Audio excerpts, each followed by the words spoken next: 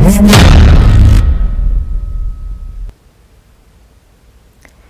की ताजा खबर में हम सबसे पहले बात कर रहे हैं यूक्रेन मामले की। यूक्रेन में हालात की कशीदगी को लेकर अमेरिकी सदर जो बाइडेन ने अमेरिका की जानिब से यूक्रेन में सरमायाकारी और तिजारत पर पाबंदी के अहकामात जारी कर दिए हैं।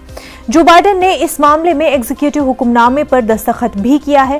कौमी सलामती काउंसिल की यूक्रेन के मजमूई हालात के पेश नजर हंगामी मीटिंग जारी है। बरतानिया की जानिब से रूस पर तहदीदात आयद हो सकती हैं। उधर रूसी सदर व्लादिमीर पुतिन ने यूक्रेन में रूसी हिमायत वाले 2 इलाकों लुहांस्क और डोनेत्स्क को तस्लीम करते हुए अपनी फौजी सरगर्मियों के लिए रास्ते हमवार कर दिए हैं।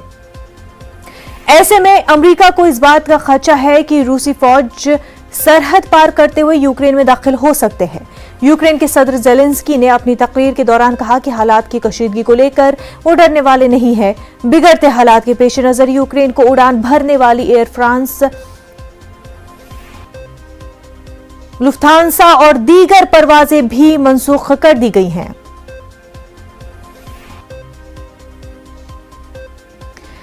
आलमी अमूर के माहिर प्रोफेसर मुहिबुल हक साहब हमारे साथ जुड़ चुके हैं। खैर मकदम है आपका। मुहिबुल हक साहब, रशिया ने जिस तरह से डोनबास को इंडिपेंडेंट करार दे दिया है, तस्लीम कर लिया है, वहीं जो सेपरेटिस्ट लीडर्स हैं उनके साथ एग्रीमेंट भी साइन हो गया है। ऐसे में अब तस्वीर काफी बदल गई है। मजीद जो खदशे जाहिर किए जा रहे थे वो अब सच होते हुए दिखाई दे रहे हैं।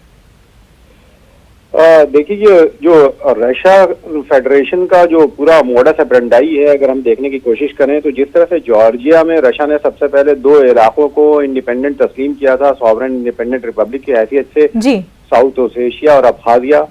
उसके बाद से फिर रशिया ने क्रीमिया को जिस तरह से एनेक्स किया, सेवास्तोपोल और क्रीमिया को, यानी यूक्रेन का ही। अब तीसरा जो ग्रेटर रशिया का ख्वाब है जिसमें रशियन माइनॉरिटीज को इंटीग्रेट करना है रशिया के साथ, जो पोस्ट सोवियत स्पेस में रह रही हैं। तो जाहिर सी बात है कि ये जो 2 रिपब्लिक थे, इन्होंने जो डोनेट्स्क और लुहांस्क हैं जहाँ पे रशियन मेजॉरिटी रहती है, उसकी इंडिपेंडेंस को तस्लीम कर लिया है। अब ऐसी हालत में देखिए सूरत हाल ये पैदा होती है कि यूक्रेन अगर इंटीग्रेशन की बात करेगा, यानी अपनी टेरिटोरियल इंटीग्रिटी को कायम रखने के लिए कोई फौजी कार्रवाई करता है, तो जाहिर सी बात है ये दोनों रिपब्लिक रशिया से रिक्वेस्ट करेंगी। और जब रशिया से रिक्वेस्ट करेंगी तो रशिया जब इंटरवीन करेगा तो सवाल ये पैदा होता है, क्या नाटो यूक्रेन की मदद के लिए रशिया के मुकाबले में खड़ा होगा? तारीख ये बताती है, जो अभी रिसेंट पास्ट है, यानी सीरिया से लेकर के यूक्रेन और जॉर्जिया के हालात को देखते हुए, कि नाटो सैंक्शन से आगे मिलिट्री कन्फ्रंटेशन को अवॉइड करेगा। तो जाहिर सी बात है कि ये सूरत हाल, अब एक नई सूरत हाल पैदा हुई है।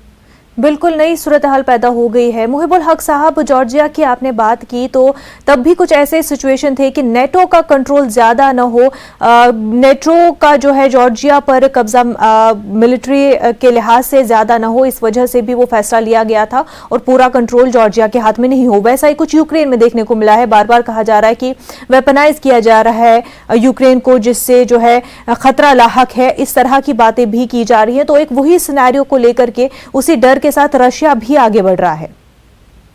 देखिए, मैं ये समझूंगा कि बहुत हद तक इसमें नाटो का जो ईस्टवर्ड एक्सपेंशन का जो प्लान है, और हमें ये देखना होगा कि बाल्टिक रिपब्लिक जो 3 थी, जो पहले सोवियत यूनियन का हिस्सा थी और जिसे रशिया खुद पोस्ट सोवियत स्पेस का हिस्सा समझता है, वो तीनों नाटो में जब शामिल हो गई तो रशिया के लिए एक अलार्मिंग बेल बज गई और उसने समझ लिया कि अगर उसने अभी से नहीं रोका तो रशिया विल बी कॉर्नर हो जाएगा नाटो कंट्रीज से। और रशिया साफ साफ ये कहता है कि अगर मिलिट्री तनसीबात होती हैं यानी नाटो की रशियन बॉर्डर के करीब, तो वो रशिया की सलामती के लिए डायरेक्ट खतरा मानता है।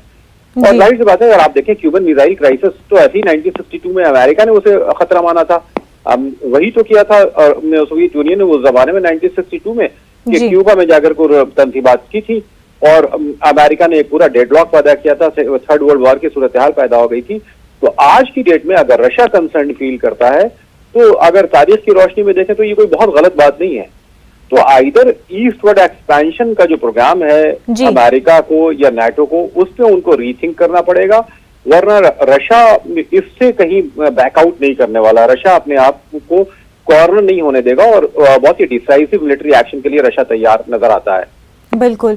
मुहिबुल हक साहब, आप हमारे साथ बने रहे। यूएनएससी की मीटिंग जारी है, उस पे हिंदुस्तान और अमेरिका का क्या मौक़िफ़ है वो नाज़रीन को बता दें। तो इंडिया ने कौमी सलामती काउंसिल के जरिए बुलाई गई हंगामी मीटिंग में रूस और यूक्रेन बहरान पर शदीद फिक्रमंदी का इजहार किया है।